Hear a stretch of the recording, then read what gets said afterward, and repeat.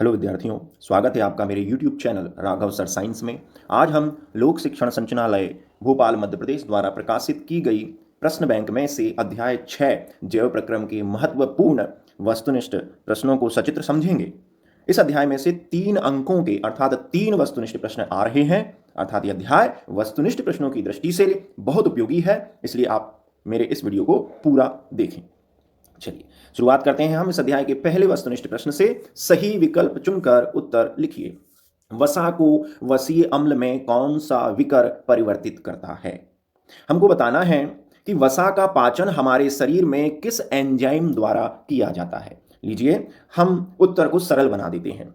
हम भोजन के साथ कई सारे पोषक पदार्थ जैसे प्रोटीन, वसा और कार्बोहाइड्रेट ग्रहण करते हैं। ये सभी जटिल पदार्थ हैं, इन्हें पहले सरल पदार्थों में तोड़ना पड़ता है। इसी क्रिया को हम पाचन कहते हैं। तो हम वसा के रूप में हम तेल और घी का उपयोग करते हैं, और ये तेल और घी हमारे पाचन तंत्र में सबसे छोटी एकलक इकाई वसीय अम्ल में टूट जाता है, और वसा को वसीय अम्ल में तोड़ने का काम करता है लाइपेज विकर या एंजाइम। तो आपको अपना उत्तर मिल गया कि अगर हम कोई वसा युक्त पदार्थ खाते हैं तो उसको पचाने का काम करता है लाइपेज एंजाइम। श्वसन की प्रक्रिया होती है। श्वसन के बारे में आप सभी जानते हैं, यह एक जैव रासायनिक क्रिया है जो हमारी प्रत्येक कोशिका के अंदर संपन्न होती है। और इस क्रिया में क्या होता है, यह समीकरण आपको बता रहा है। इस क्रिया में भोज्य पदार्थ ग्लूकोज का ऑक्सीजन की उपस्थिति में दहन होता है और हमें कार्य करने के लिए ऊर्जा मिलती है। हमें बताना है यह श्वसन की रासायनिक अभिक्रिया किस प्रकार की अभिक्रिया है। तो आप गौर से देखें, यहां हो क्या रहा है। यहां पर ग्लूकोज का कार्बन डाइऑक्साइड में ऑक्सीडेशन हो रहा है, अर्थात उपचयन हो रहा है। ये देखिए, ग्लूकोज ऑक्सीजन से जुड़ रहा है, और किसी अभिकारक में ऑक्सीजन का जुड़ना उपचयन कहलाता है। उपचयन अर्थात ऑक्सीडेशन। साथ ही साथ यहां पे देखिए पानी भी निकल रहा है। इस क्रिया को हम कहेंगे रिडक्शन अर्थात अपचयन। तो श्वसन की क्रिया में दोनों काम हो रहे हैं, उपचयन भी हो रहा है और अपचयन भी हो रहा है। अर्थात श्वसन एक उपचयन अपचयन या रेडॉक्स अभिक्रिया है। तो आप देख लें विकल्प में कहीं भी रेडॉक्स अभिक्रिया लिखा है क्या? अगर लिखा है तो वह आपका सही विकल्प होगा, लेकिन यहां कहीं भी रेडॉक्स अभिक्रिया नहीं लिखा है, इसलिए विकल्प नंबर 10 सही है। श्वसन की प्रक्रिया उपरोक्त में से कोई नहीं है। बढ़ते हैं हम प्रश्न क्रमांक 3। यदि लार में लार एंजाइम का अभाव हो जाए तो मुख गुहा की कौन सी घटना प्रभावित होगी? अगर हमारी लार में या हमारे मुंह में लार बनना ही बंद हो जाए तो हमारी पाचन प्रक्रिया पर क्या प्रभाव पड़ेगा, यह हमें बताना है। हमारे मुख गुहा के चारों तरफ 3 जोड़ी लार ग्रंथियां पाई जाती हैं। ये मुंह में लार का स्त्रावण करती हैं। हमारे लार में एमाइलेज नामक एंजाइम पाया जाता है जो भोजन में उपस्थित जटिल कार्बनिक पदार्थ कार्बोहाइड्रेट अर्थात स्टार्च को उसकी एकलक इकाई ग्लूकोज में तोड़ता है। देखिए चित्र भी दिखा रहा है। लार में है एमाइलेज एंजाइम। ये पॉलीसेकेराइड, स्टार्च को हम पॉलीसेकेराइड ही कहते हैं। ये देखो उसको तोड़ रहा है डाइसेकेराइड में। बाद में ये डाइसेकेराइड टूट जाते हैं मोनोसेकेराइड ग्लूकोज C6H12O6 में। तो अगर हमारी लार बनना बंद हो जाए या लार में एमाइलेज एंजाइम का अभाव हो जाए तो सोचो क्या होगा। जो हम कार्बोहाइड्रेट या स्टार्च या पॉलीसेकेराइड खा रहे हैं वो उसकी एकलक इकाई ग्लूकोज या शुगर में नहीं टूट पाएगा, अर्थात कार्बोहाइड्रेट के पाचन की क्रिया बाधित हो जाएगी, रुक जाएगी। तो विकल्प आप ढूंढ लेंगे। विकल्प नंबर ब, स्टार्च का शर्करा में विघटन रुक जाएगा, कार्बोहाइड्रेट के पाचन की क्रिया बाधित हो जाएगी। प्रश्न क्रमांक 4, भोजन नलिका कौन सा भाग यकृत से पित्त रस प्राप्त करता है? तो पहले भोजन नलिका देखो। ये एक चित्र आपको बता रहा है कि यहां पर भोजन नलिका ये है जिसमें से भोजन होकर गुजरता है ना, उसे भोजन नलिका कहते हैं। ये जो पहले मैंने निशान लगाया ये हमारी ग्रास नली है, ये हमारा अमाशय, और ये छोटी आंत का अगला हिस्सा जिसे हम ग्रहणी भी कहते हैं। तो हमसे पूछा गया है कि इस आहार नलिका का कौन सा भाग यकृत से स्त्रावित हो रहे पित्त रस को ग्रहण करता है। तो आप देखें, सबसे पहले यकृत रस या पित्त रस स्त्रावित होता है। ये पित्त रस यकृत के नीचे मिलने वाली हरे रंग की थैली नुमा संरचना पित्ताशय में जाकर संग्रहित होता है। उसके बाद पित्ताशय सिकुड़ता है और यह पित्तरस सहपित्त वाहिनी या कॉमन बाइल डक्ट के माध्यम से छोटी आंत के अगले हिस्से ग्रहणी में पहुंच जाता है। तो हमें अपना उत्तर मिल गया कि आहार नलिका का कौन सा भाग यकृत से पित्तरस प्राप्त करता है, तो वो भाग है छोटी आंत और उसका अगला हिस्सा ग्रहणी या डियोडिनम। विकल्प नंबर स पे आप निशान लगा के आएंगे। प्रश्न क्रमांक 5, मनुष्य के पाचन तंत्र में हाइड्रोक्लोरिक अम्ल अर्थात HCl का स्त्रावण किस भाग से होता है? तो वापस से आप इसी पाचन तंत्र के चित्र को देखें। यहां पर अमाशय दिखाई दे रहा है, एक थैलेनुमा संरचना जहां पर भोजन का संग्रहण होता है, बाद में उस भोजन को मंथन गति के द्वारा तोड़ा जाता है। इसी अमाशय की दीवार से स्त्रावित हो रहे जठर रस में HCl नामक अम्ल मौजूद होता है, जो भोजन के माध्यम को अम्लीय बनाकर पाचन में मदद करता है। इसलिए तो अक्सर जब हमें डकारें आती हैं या बदहजमी हो जाती है तो पेट में जलन, खट्टी खट्टी डकारें आती हैं, वो इसी अम्ल के प्रभाव से है। तो हमें पता चल गया कि अमाशय से HCl का स्त्रावण होता है। विकल्प नंबर अ सही है। प्रश्न क्रमांक 6, मांसपेशियों में ऑक्सीजन की कमी प्रायः क्रिकेट खिलाड़ियों के पैरों में जकड़न का कारण बनती है, इसका क्या कारण है?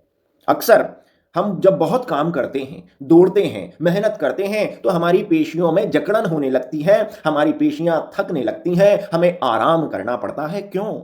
तो ध्यान दीजिए, हमारे शरीर की पेशीय कोशिकाओं के अंदर ग्लूकोज का ऑक्सीडेशन या ग्लूकोज का दहन दो पथ के द्वारा होता है। हमें ऊर्जा चाहिए भाई, क्रिकेट खिलाड़ी को ऊर्जा चाहिए तभी तो क्रिकेट खेल पाएगा। तो ऊर्जा कैसे मिलती है आपको पता है, पहले ग्लूकोज का एक अणु पायरुविक अम्ल या पायरुवेट के दो अणुओं में टूटता है। यह क्रिया कोशिका के कोशिका द्रव में होती है ग्लाइकोलिसिस चक्र के द्वारा। अब बन गया पायरुवेट। अब यह पायरुवेट दो रास्तों से ऊर्जा देगा। जब हमारे शरीर में पर्याप्त ऑक्सीजन हो, अभी हम थके नहीं हैं, अभी अभी हमने दौड़ना शुरू किया है, अभी अभी क्रिकेट खिलाड़ी ने खेलना शुरू किया है, उसके शरीर में, उसके रुधिर में पर्याप्त ऑक्सीजन है, तो उसकी पेशिकाओं में, उसकी पेशीय कोशिकाओं में पर्याप्त ऑक्सीजन पहुंचेगी और ऑक्सीजन की उपस्थिति में इस पायरुविक अम्ल का या इस ग्लूकोज का दहन होगा, कार्बन डाइऑक्साइड और पानी बनेगा, ढेर सारी ऊर्जा निकलेगी, क्रिकेट खिलाड़ी खेलता रहेगा, आप दौड़ते रहेंगे। लेकिन कुछ समय बाद आपके शरीर में, आपके रुधिर में, आपकी पेशीय कोशिकाओं के अंदर ऑक्सीजन की कमी हो जाएगी। तब ऑक्सीजन के बिना ही ग्लूकोज का ऑक्सीडेशन होगा, दहन होगा। इसे हम अवायवीय दहन भी कहेंगे। इस प्रक्रिया में ऊर्जा तो बनेगी, कम ऊर्जा बनेगी, लेकिन साथ ही साथ एक माध्यमिक यौगिक लैक्टिक अम्ल बनेगा। यह लैक्टिक अम्ल जैसे जैसे पेशीय कोशिकाओं में इकट्ठा होता जाएगा, पेशियों में जकड़न होने लगेगी और पेशियां थकने लगेंगी। इसी घटना को हम पेशीय थकान कहते हैं।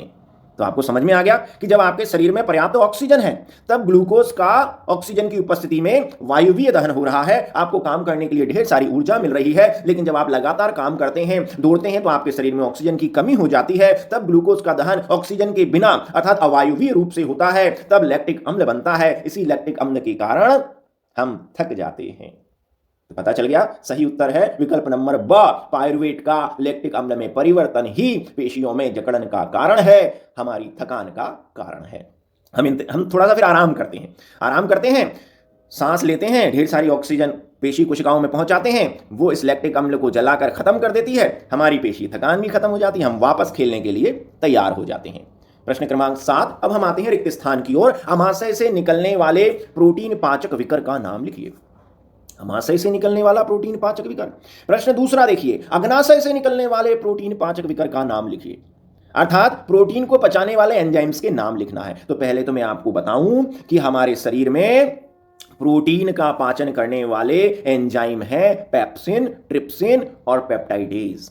ये भोजन में उपस्थित जटिल कार्बनिक पदार्थ प्रोटीन को उसकी 1,00,000 इकाई अमीनो अम्ल में तोड़ देते हैं। जैसा कि चित्र में दिख रहा है, हम प्रोटीन कहां से प्राप्त करते हैं? हम प्रोटीन दूध, अंडे, मांस तथा दालों से प्राप्त करते हैं। अब पेप्सिन और ट्रिप्सिन ये इसको तोड़ते हैं, पचाते हैं। अब हमें बताना है कि इसमें से पेप्सिन कहां से निकलता है और ट्रिप्सिन कहां से निकलता है। इन दोनों में से अमाशय से कौन सा विकर निकलता है और अग्नाशय से कौन सा निकलता है। तो कंफ्यूज ना हो, मैं बता रहा हूं, अमाशय से स्त्रावित जठर रस में पेप्सिन विकर होता है जो प्रोटीन को पचाता है। तो अमाशय से निकलने वाला प्रोटीन पाचक एंजाइम पेप्सिन, और अग्नाशय ग्रंथि से स्रावित अग्नाशयी रस में ट्रिप्सिन विकर होता है जो प्रोटीन को पचाता है। तो अग्नाशय से स्रावित प्रोटीन पाचक एंजाइम का नाम हुआ ट्रिप्सिन। तो पेप्सिन पहले निकलेगा आमाशय में, ट्रिप्सिन बाद में निकलेगा अग्नाशय में। प्रश्न क्रमांक या रिक्त स्थान 3, कार्बोहाइड्रेट, प्रोटीन तथा वसा का पूर्ण पाचन में होता है। हम भोजन के साथ इन 3 जटिल पदार्थों को ग्रहण करते हैं, प्रोटीन, कार्बोहाइड्रेट और वसा। फिर धीरे धीरे यह हमारी आहार नलिका में विकर या एंजाइम्स की मदद से पचता है, टूटता है। तो हमें बताना है कि हमारी आहार नलिका के किस भाग में भोजन पूरी तरह पच जाता है। तो ये लीजिए, हमने आपको पूरी आहार नलिका दिखा दी, मुख से लेकर एनस तक। इस आहार नलिका के हर हिस्से का कार्य अलग अलग है। हमने भोजन ग्रहण किया, ग्रास नलिका में आगे बढ़ा, यहां पे भोजन में लार आकर मिलती है, लार भोजन में उपस्थित कार्बोहाइड्रेट को पचाती है। फिर हमारा भोजन पहुंचा अमाशय में, अमाशय में जठर रस और जठर रस में पेप्सिन निकलता है जो भोजन में उपस्थित प्रोटीन को पचाता है। उसके बाद भोजन पहुंच गया छोटी आंत के ग्रहणी में, यहां पर यकृत और अग्नाशयी रस आकर मिलते हैं। इसमें मिलने वाले एंजाइम्स भोजन के सभी जटिल पदार्थ प्रोटीन, कार्बोहाइड्रेट और वसा को पचाते हैं।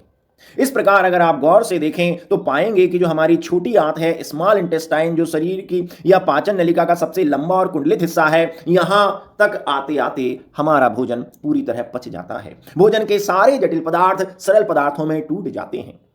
तो हमें पता चल गया पाचन की क्रिया कहां पूरी हो जाती है, छोटी आंत के पिछले भाग क्षुद्रांत्र में, जो बहुत लंबा और कुंडलित है। तो हमें उत्तर की ओर हम पहुंच गए। इसी के साथ एक प्रश्न और आता है कि हमारे आहार नलिका या पाचन तंत्र में पचे हुए पदार्थों का अवशोषण कहां होता है। तो आपको कुछ कुछ याद आ रहा होगा, यही छोटी आंत, यही कुंडलित भाग आहार नलिका का, जिसे हम क्षुद्रांत्र कह रहे हैं, यहीं पर भोजन का अवशोषण होता है। यहीं भोजन का अवशोषण क्यों होता है? क्योंकि यहीं पर भोजन पूरी तरह पच गया है, पचने के बाद ही तो अवशोषण होगा। तो इसी छोटी आंत में ही भोजन का पूर्ण पाचन होता है। पूर्ण पाचन के बाद इसी छोटी आंत की अंदर या दीवारों में मिलने वाले रसांकुरों के द्वारा, विलाई के द्वारा उस भोजन का अवशोषण होता है। अगले रिक्त स्थान की ओर बढ़ते हैं। अग्नाशय से निकलने वाले वसा पाचक विकर का नाम लिखिए। अब देखिए, इस चित्र में आपको अग्नाशय ग्रंथि दिख रही होगी, दिख गई, बिल्कुल पत्ती की तरह एक पतली सी ग्रंथि है, अग्नाशय या पैंक्रियास। आपको मैं बता दूं, अग्नाशय ग्रंथि को हम संपूर्ण ग्रंथि भी कहते हैं। क्यों कहते हैं, इसका नाम क्यों पड़ा संपूर्ण ग्रंथि? क्योंकि अग्नाशय से जो अग्नाशय रस निकलता है, जो गृहिणी में आकर भोजन को पचाता है, उस अग्नाशय रस में भोजन के तीनों जटिल पदार्थ कार्बोहाइड्रेट, प्रोटीन और वसा को पचाने वाले एंजाइम्स होते हैं। कार्बोहाइड्रेट को पचाने वाले पेप्टाइडेज और एमाइलेज एंजाइम अग्नाशय रस में होते हैं। प्रोटीन को पचाने वाला ट्रिप्सिन एंजाइम अग्नाशय रस में होता है, और वसा को पचाने वाला लाइपेज भी होता है। इसलिए इसको हमने संपूर्ण ग्रंथि कहा है। इससे निकलने वाले अग्नाशयी रस को संपूर्ण रस कहा है। लेकिन हमें यहां से वसा या लिपिड को पचाने वाले एंजाइम का नाम पूछा गया है। तो लाइपेज एक एंजाइम है जो अग्नाशयी रस में पाया जाता है। यह अग्नाशयी ग्रंथि द्वारा स्रावित होता है। लाइपेज ट्राइग्लिसराइड या वसा या लिपिड को उसकी एकलक इकाई या उसके सबसे छोटे घटक वसीय अम्ल अर्थात फैटी एसिड और ग्लिसरॉल में तोड़ देता है, जल अपघटित कर देता है, पचा देता है। तो है तो इसके अग्नाशयी रस में सारे एंजाइम जो सभी जटिल पदार्थों को पचाएंगे, लेकिन हमसे केवल वसा पाचक विकर का नाम पूछा है, वह है लाइपेज। बढ़ते हैं आगे। रिक्त स्थान 5, श्वसन प्रक्रिया के दौरान निकलने वाली गैस चूने के पानी को दूधिया कर देती है, उस गैस का नाम बताना है। तो आप भली भांति समझ गए होंगे कि वो गैस कौन सी है जो चूने के पानी को दूधिया कर देती है। तो देखिए, यहां पर हमने श्वसन क्रिया का, कोशिकाओं में होने वाली श्वसन क्रिया का रासायनिक समीकरण लिख रखा है, और आप देखें यहां उत्पाद के रूप में जो गैस बन रही है वो कार्बन डाइऑक्साइड CO2 है। इसे हम श्वसन की प्रक्रिया में बाहर निकालते हैं, ऑक्सीजन लेते हैं, वो कोशिकाओं में जाकर कार्बोहाइड्रेट का ऑक्सीडेशन करती है, बनती है कार्बन डाइऑक्साइड, उसे हम फिर बाहर निकाल देते हैं श्वसन से। तो हम जो मुंह से हवा निकाल रहे हैं, अगर उस हवा को अगर हम चूने के पानी में प्रवाहित करें तो चूने का पानी दूधिया हो जाएगा, क्योंकि ये कार्बन डाइऑक्साइड चूने के पानी से क्रिया करके कैल्शियम कार्बोनेट का सफेद अवक्षेप बनाएगी। तो हमें पता चल गया कि हमारी श्वसन की प्रक्रिया में बनने वाली गैस कार्बन डाइऑक्साइड है। पायरुविक अम्ल में कार्बन परमाणुओं की संख्या होती है। पायरुविक अम्ल, पहले तो पता होना चाहिए कि पायरुविक अम्ल बनता कहां पे है। तो जैसा कि मैं आपको पहले भी बताया, ग्लूकोज का जब ऑक्सीडेशन होता है तो सबसे पहले ग्लूकोज पायरुविक अम्ल या पायरुवेट में टूटता है। उसके बाद फिर वह पायरुविक अम्ल आगे वायु की उपस्थिति में दहन करता है या ऑक्सीडेशन करता है और हमें ऊर्जा देता है। तो जो बीच में बन रहा है पाइरुवेट या पाइरुविक अम्ल, इसका सूत्र हमने लिख रखा है, ये 3 कार्बन वाला एक यौगिक है। तो हमें पता चल गया पाइरुवेट का सूत्र C3H4O3 और इसमें है कार्बन परमाणुओं की संख्या 3। कोशिकीय प्रक्रमों में ऊर्जा मुद्रा होती है। कोशिकीय प्रक्रम अर्थात वे प्रक्रम जो कोशिका के अंदर होते हैं। बहुत सारे प्रक्रम कोशिका के अंदर होते हैं जिनके लिए ऊर्जा की आवश्यकता लगती है। कोशिकाओं को काम करना पड़ता है, कोशिकाओं के अंदर ढेर सारी जैव रासायनिक क्रियाएं चल रही हैं, उन सभी के लिए ऊर्जा कहां से मिलती है? कौन ऊर्जा देता है? तो आपको पता है एटीपी, एडिनोसाइन ट्राइफॉस्फेट, इसे हम कोशिका की ऊर्जा मुद्रा भी कहते हैं। कोशिकाओं में होने वाले सारे प्रक्रम, सारी जैव रासायनिक क्रियाओं के लिए ऊर्जा हमें एटीपी से ही मिलती है। चलिए इसी क्रम में आगे बढ़ते हैं। अब हम एक शब्द में वाक्य या एक वाक्य में उत्तर दें। प्रश्न क्रमांक 1, पायरुविक अम्ल का कोशिका में विखंडन कहां होता है? पायरुविक अम्ल का विखंडन पूछा है। चित्र में देखिए, मैं आपको पहले भी बताया, फिर बता रहा हूं, जब भी ग्लूकोज का कोशिकाओं के अंदर दहन होगा, यहां देखिए ऊपर कोशिका दिखाई दे रही है, इस कोशिका के अंदर ही श्वसन की क्रिया होती है। श्वसन की क्रिया में भाग लेने वाला पदार्थ है ग्लूकोज। अब इस ग्लूकोज से हमें ऊर्जा मिलेगी, लेकिन पहले ग्लूकोज टूटता है पायरुविक अम्ल या पायरुवेट में। यह क्रिया कोशिका के बाहर कोशिका द्रव में होती है। ये जो दिखाई दे रहा है ना, ये कोशिका द्रव है, साइटोप्लाज्म, यहां पे होती है। और उस चक्र को हम ग्लाइकोलिसिस कहते हैं। ये देखिए यहां दिख भी रहा है, ग्लूकोज का पायरुवेट में विखंडन कोशिका के कोशिका द्रव में होता है, और जिस चक्र के माध्यम से होता है उसको अपन ग्लाइकोलिसिस चक्र कहते हैं। इसमें ऑक्सीजन की जरूरत नहीं पड़ती, ये एक प्रकार का अवायवीय श्वसन है। उसके बाद फिर ये पायरुवेट या पायरुविक अम्ल जाता है माइटोकॉन्ड्रिया के अंदर, और माइटोकॉन्ड्रिया के अंदर चल रहे क्रेब्स चक्र के माध्यम से यह फिर कार्बन डाइऑक्साइड और पानी में टूटता है और आपको कार्य करने के लिए ऊर्जा मिलती है, जो एटीपी के रूप में माइटोकॉन्ड्रिया के अंदर ही संग्रहित हो जाती है। इसलिए हम माइटोकॉन्ड्रिया को कोशिका का ऊर्जा घर या पावर हाउस कहते हैं। तो हमारा प्रश्न को हम वापस से देखें। प्रश्न में पूछा गया है कि पायरुविक अम्ल का विखंडन कहां होता है? तो पायरुविक अम्ल बनने के बाद कहां जा रहा है? माइटोकॉन्ड्रिया के अंदर, वहीं पर इसका ऑक्सीजन के द्वारा विखंडन या ऑक्सीडेशन होता है। चलिए दूसरा प्रश्न, मनुष्य के फेफड़ों में गैसीय विनिमय कहां होता है? ये मनुष्य के फेफड़े हैं। अब हमसे पूछा है कि गैसीय विनिमय, गैसीय आदान प्रदान, गैस एक्सचेंज, अर्थात गैस में से जो हम सांस ले रहे हैं उसमें से ऑक्सीजन चली जाएगी खून में और खून की कार्बन डाइऑक्साइड आ जाएगी फेफड़ों की वायु में। ये क्रिया कहां होती है? तो मैं आपको बताना चाहूंगा कि हमारे जो फेफड़े हैं एक जोड़ी, ये बहुत अधिक स्पंजी हैं। क्यों है स्पंजी? क्योंकि इनके अंदर बहुत सारे छोटे छोटे एयर बैलून हैं जिनको हम कूपिकाएं या एल्वियोलाई कहते हैं। इन एल्वियोलाई के अंदर ही, आपको चित्र बता रहा है, इन्हीं कूपिका के अंदर ही श्वसन गैसों का आदान प्रदान या विनिमय होता है। जो हम सांस ले रहे हैं फेफड़ों में गई, कूपिका में गई, उसमें से ऑक्सीजन चली जाती है खून में, और खून में जो कार्बन डाइऑक्साइड है वो कूपिकाओं और फेफड़ों में, और वहां से हम बाहर निकाल देते हैं। तो गैसीय विनिमय की क्रिया कहां हो रही है? फेफड़ों के अंदर कूपिकाओं में। इसलिए कूपिकाओं को हम श्वसन सतह भी कहते हैं। तो हम हमारे सही उत्तर की तरफ पहुंच गए। फेफड़ों में गैसीय विनिमय कहां होता है? वायु कूपिका या एल्वियोलाई में, जिसे फेफड़ों की श्वसन सतह भी कहा जाता है। तीसरा प्रश्न, मनुष्य में श्वसन वर्णक का नाम लिखिए। श्वसन वर्णक, श्वसन में मदद करने वाला वर्णक। आप सभी जानते हैं कि हमारे रुधिर में आरबीसी अर्थात लाल रक्त कणिकाएं होती हैं। इन लाल रक्त कणिकाओं को आप देखें, एक आरबीसी का चित्र दे रखा है, गोल वृत्ताकार।